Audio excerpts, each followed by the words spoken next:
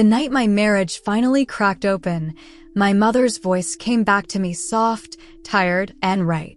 I was standing in my kitchen, barefoot on cold tile, holding a cup of tea that had gone untouched. The kettle had been screaming a minute earlier, but now the house was quiet in that way that feels too loud. My husband's phone lay face down on the counter, vibrating softly, again and again, like a heartbeat that wasn't mine. I didn't pick it up right away. I just stared at it, because some part of me already knew. Years before, my mother had warned me about this marriage. Not loudly, not dramatically. She had said it the way mothers say things when they don't want to lose their child, gently, with pauses, like she was testing the air. And I hadn't listened. When I was younger, I used to believe love was something you fought for. That if you pushed hard enough, believed deeply enough, things would turn out fine. I thought warnings were for people who lacked faith.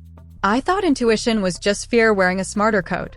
Back then, I was 32, working long days at a small accounting firm downtown. I lived alone in a one-bedroom apartment that always smelled faintly of lemon cleaner and burnt toast. My life was simple, predictable, quiet in a way that sometimes scared me. Then I met Daniel. He was charming without trying too hard. The kind of man who listened when you spoke, nodded slowly, remembered small things, how I took my coffee, the name of my childhood dog, the way I hated driving at night. When he smiled, it felt like being chosen. We met at a friend's birthday dinner. He sat across from me, asked me questions no one else did, and laughed like he meant it. That night, when I came home and took off my shoes, my feet aching, I remember thinking, maybe this is it. My mother didn't share my excitement. She met him a few weeks later, at her dining table with the chipped corner and the lace runner she never replaced. She watched him carefully, not suspiciously, just attentively. She offered him more rice than he asked for, refilled his glass before it was empty. She smiled, but her eyes stayed busy. After he left, she washed the dishes slowly, even though I offered to help. "He's very confident," she said finally. I laughed. "That's a bad thing now?" She didn't answer right away. Just dried her hands, folded the towel. "Confidence is fine," she said. "I just hope it's not covering something else." I rolled my eyes, kissed her cheek, and told her she worried too much. When Daniel proposed 8 months later, it felt fast, but exciting fast. The kind of fast that feels like jumping into warm water. Everyone said the same thing, when you know, you know.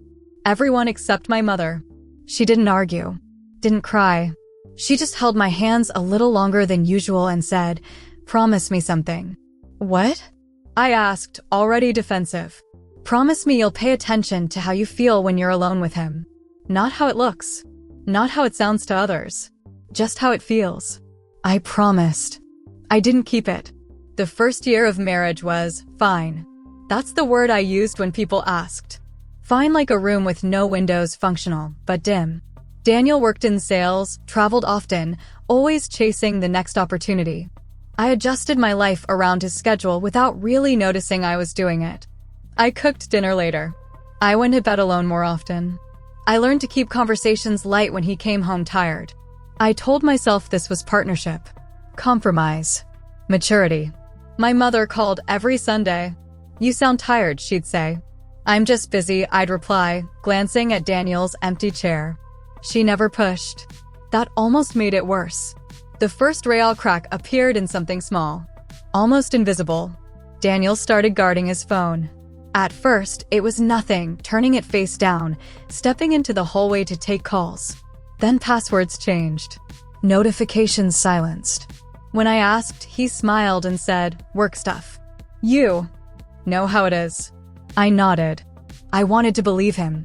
But sometimes, late at night, I'd lie awake listening to the hum of the refrigerator, the soft ticking of the clock in the living room, and I'd feel that same tightness in my chest I used to feel as a child when I knew I'd done something wrong but didn't know what yet. I told myself marriage wasn't supposed to feel thrilling all the time. I told myself this was just adulthood settling in. Then one afternoon, I found a receipt in his jacket pocket. A restaurant I'd never been to. 2 entrees. A bottle of wine I knew he didn't like.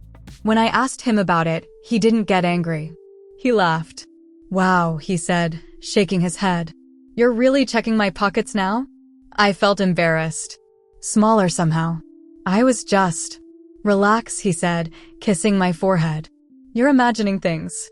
That night, I dreamed of my mother standing in my kitchen, saying nothing, just looking at me with that same quiet patience. Years passed like that. Little doubts brushed aside. Small truths swallowed. I became very good at explaining things to myself. Until the night in the kitchen. The tea.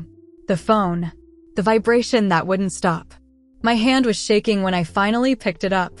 The screen lit my face in the dark. One message preview. Just enough. I miss you already. I didn't scream. I didn't cry. I just sat down on the floor, my back against the cabinet, and felt something old and heavy settle into place. Like hindsight. Like regret. Like my mother's warning, finally arriving. And in that moment, before confrontation, before truth, before everything unraveled, the only thing I could think was this. I should have listened. I didn't confront him that night.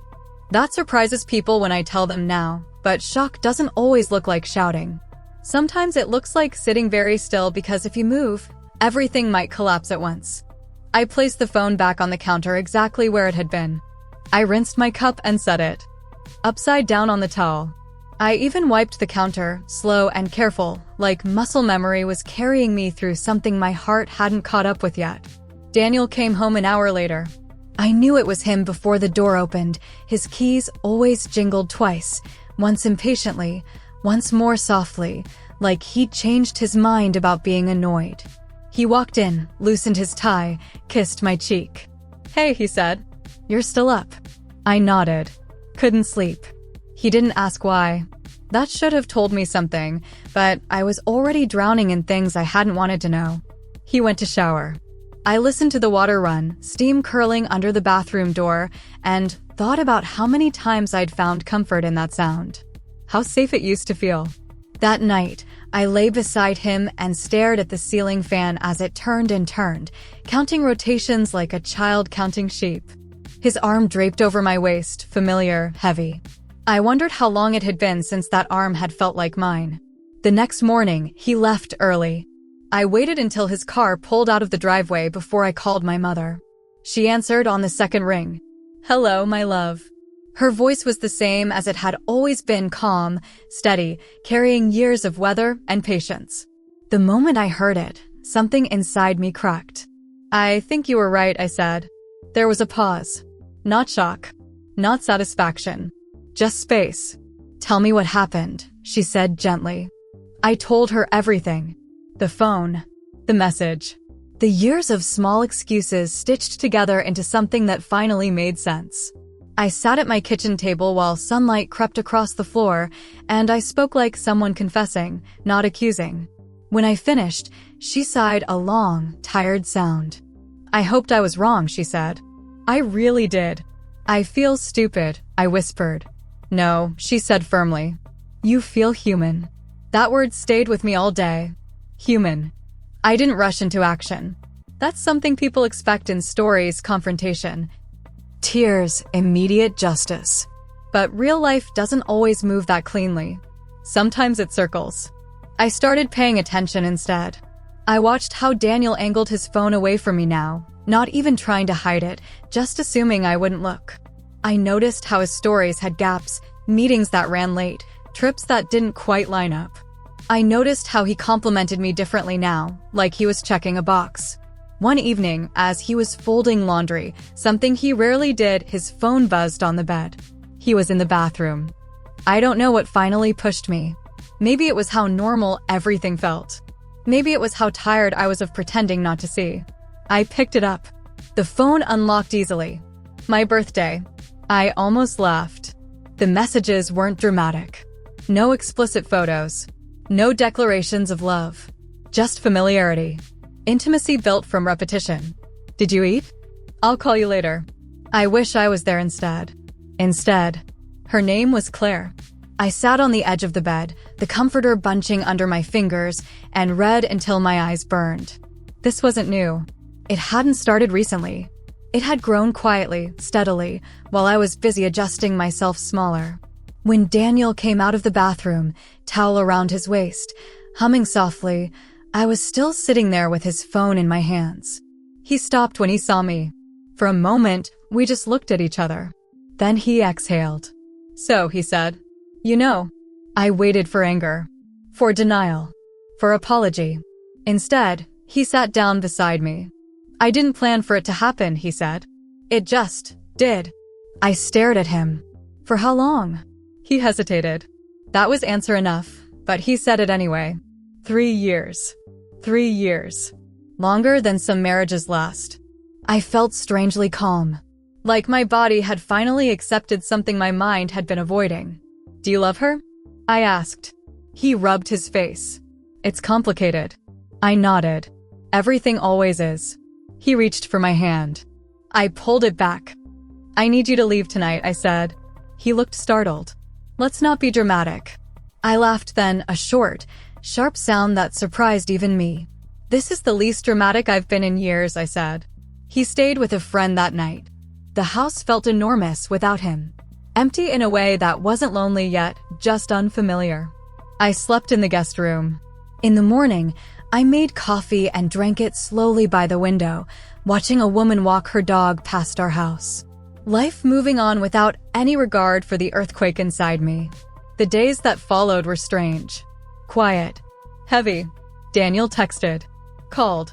Apologized in ways that felt rehearsed. Explained without really explaining.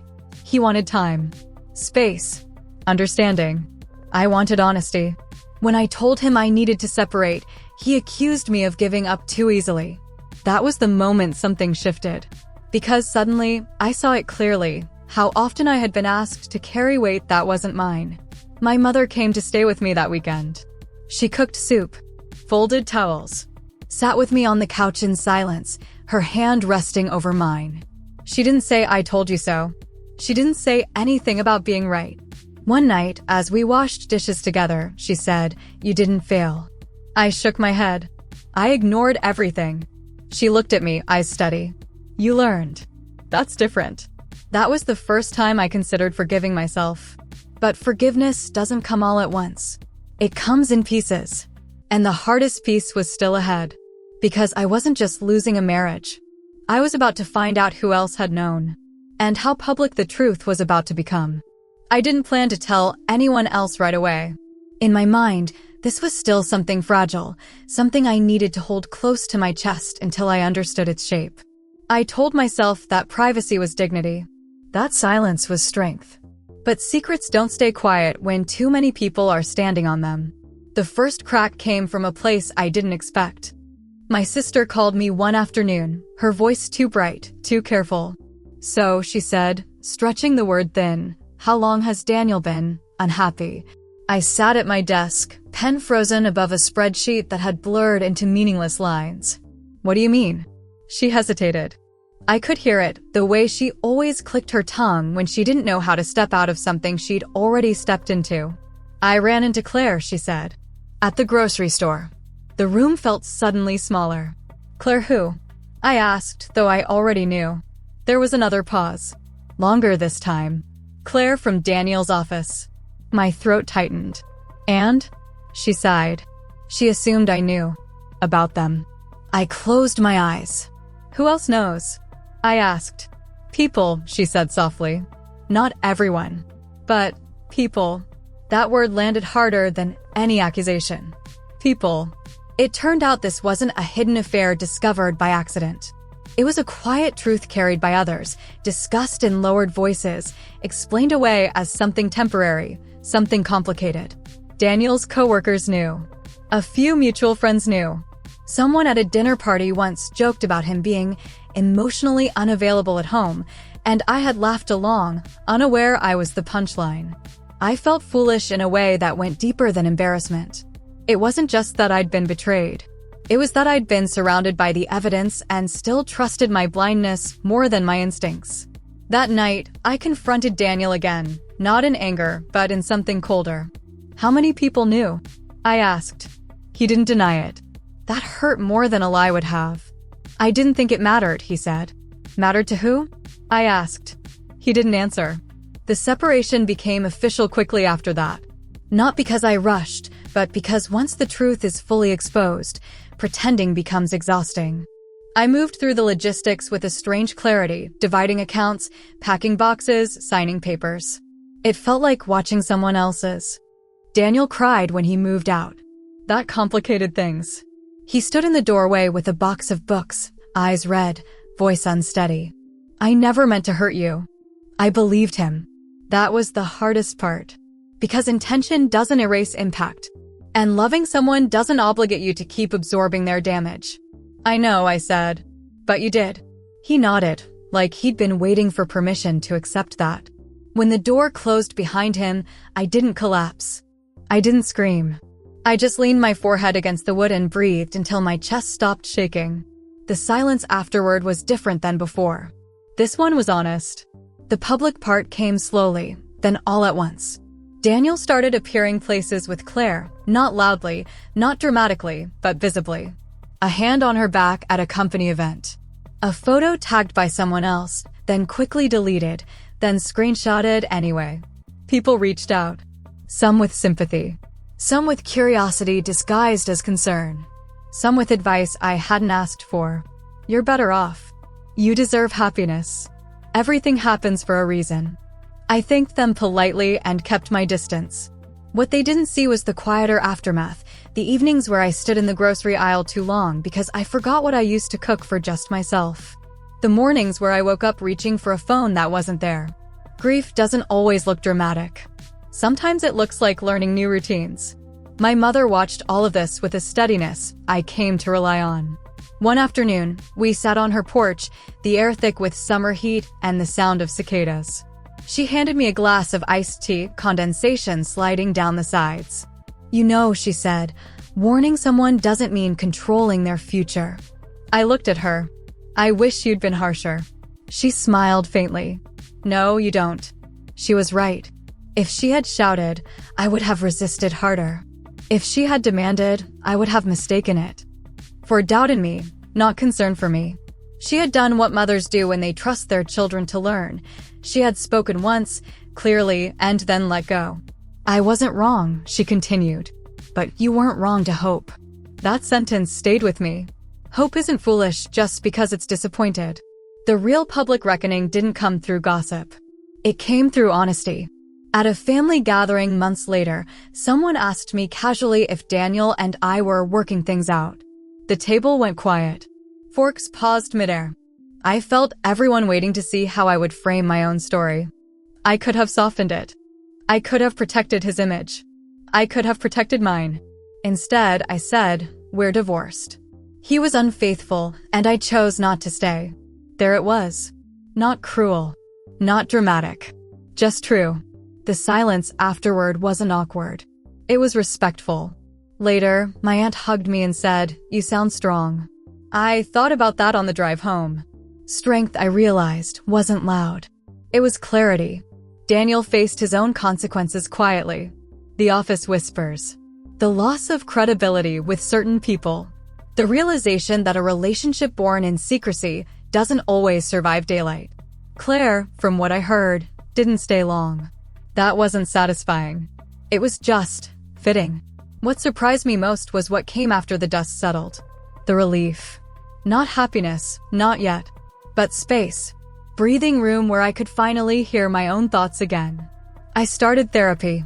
Took long walks. Relearned my preferences. I stopped apologizing for my needs in conversations. I slept better. One evening, months later, I stood in my kitchen, the same one where everything had unraveled, and noticed something simple.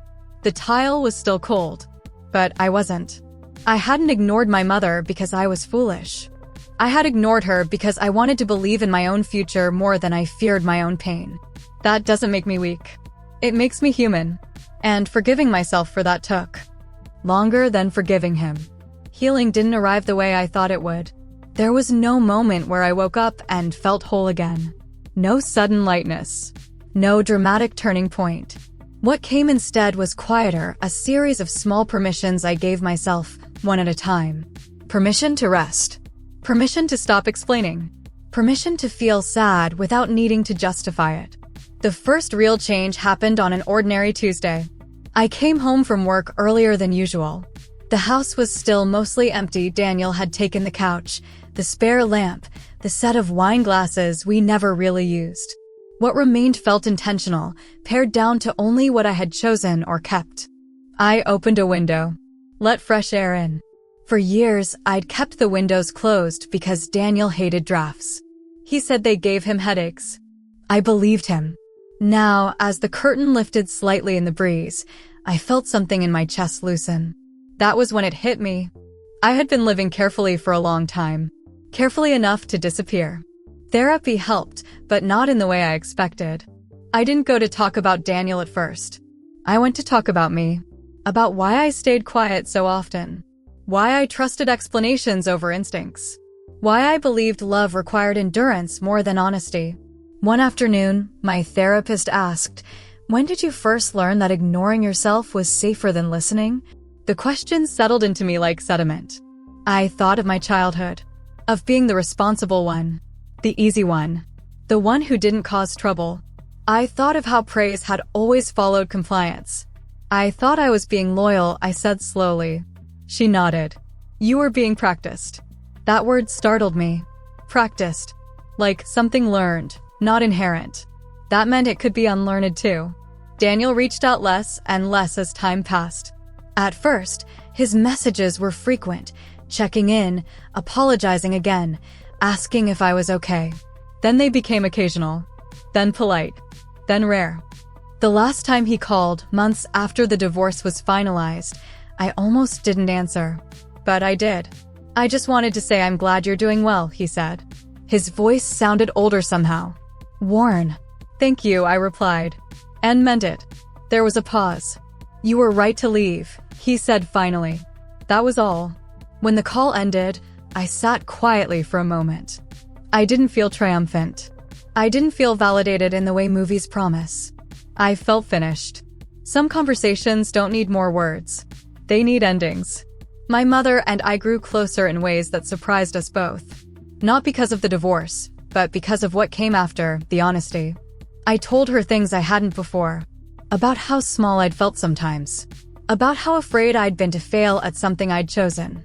One evening, we sat together folding laundry. The television hummed in the background, some old show neither of us was really watching. "I was scared to tell you were right," I admitted. She smiled softly. I was scared to be right.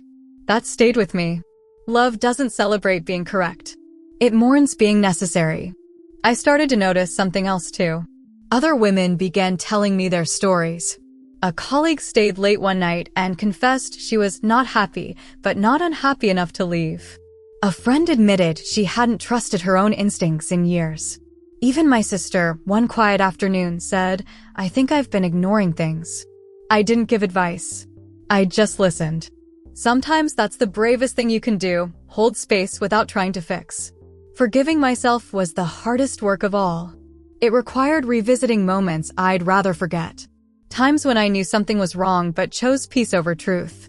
Times when my mother's words echoed faintly and I pushed them away. I used to replay those moments with anger. Now I try to meet them with context. I remind myself of who I was then, hopeful, tired, in love with the idea of permanence. I remind myself that survival strategies don't always look noble in hindsight, but they kept me going at the time. One night, I stood in front of the bathroom mirror, brushing my teeth, and caught my own reflection. "You did the best you could," I said aloud. It felt awkward, unnatural, but also necessary. The day I finally felt something like peace wasn't a celebration. It was quiet. I was grocery shopping, standing in the bread aisle, deciding between two kinds I liked equally. No rush.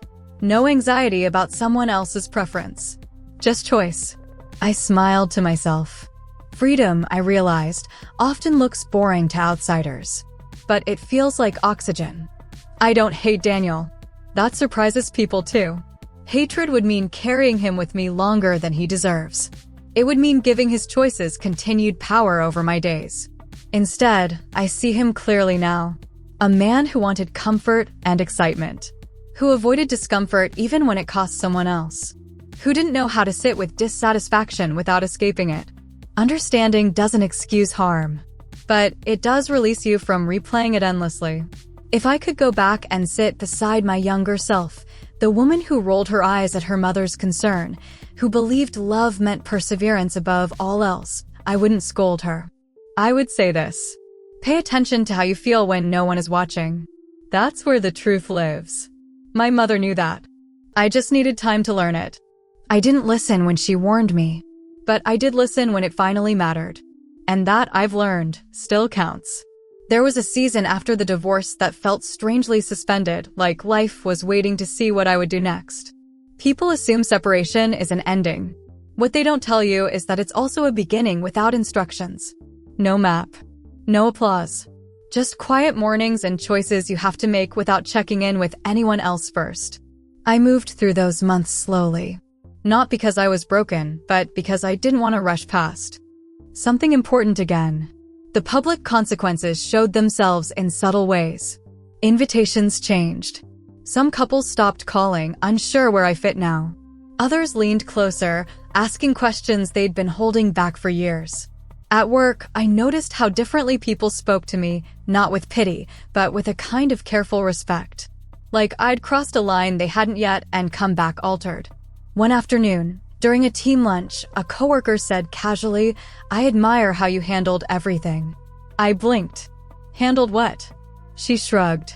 "You didn't make it messy. You didn't make it loud." I smiled politely, but inside I disagreed. It had been messy. Just not publicly. It had been messy in the mornings I couldn't get out of bed. In the evenings where I stared at walls and wondered how I'd misread a whole life. In the quiet grief of realizing some people knew and said nothing. But I understood what she meant. I had kept my dignity, and that mattered more than vindication. Daniel and Claire didn't last. I didn't find that out through gossip. I found out through absence. The photos stopped. The appearances ended. The whispers shifted tone. I didn't feel relief. I felt distance. That chapter had closed for me already. The day I packed the last box of shared paperwork into storage, I paused with my hand on the lid. Marriage certificates. Tax documents. Photos I hadn't yet thrown away. I thought about the version of me who had stood at the altar, hopeful and certain. I thought about my mother in the second row, smiling but searching my face. I whispered, "I forgive you," to no one in particular. Then I closed the box. Something unexpected happened after that. I started trusting myself again. Not loudly. Not dramatically. Just quietly, in small moments. When I didn't like a restaurant, I said so. When I felt tired, I rested. When something felt off, I didn't rush to explain it away. One night, I declined an invitation without giving a reason. It felt rebellious. My mother noticed the change before I did. "You walk differently now," she said one morning as we walked through the park together. Leaves crunched under our feet, the air sharp with early autumn. "How so?" I asked. "Like you're not bracing for something," she replied. I thought about that for a long time. She was right. I wasn't waiting for the other shoe to drop anymore. The most surprising thing, though, was the grief that arrived late. Not grief for the marriage that had come early, sharp, undeniable. This was grief for the woman I had been before I doubted herself. For the trust I'd handed over too easily. For the years I'd spent negotiating my needs instead of naming them. I let myself mourn that. I didn't rush it. I didn't shame it. Grief isn't weakness. It's acknowledgement. One evening, I pulled out an old voicemail I'd saved without realizing it. It was my mother, years earlier, after meeting Daniel. "I just want you to be okay," she'd said. "No matter what." I listened to it twice.